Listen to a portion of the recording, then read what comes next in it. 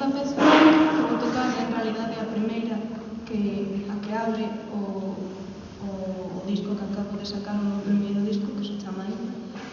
e a peza chamase Bandadas de Ollos. Con esta peza xogo co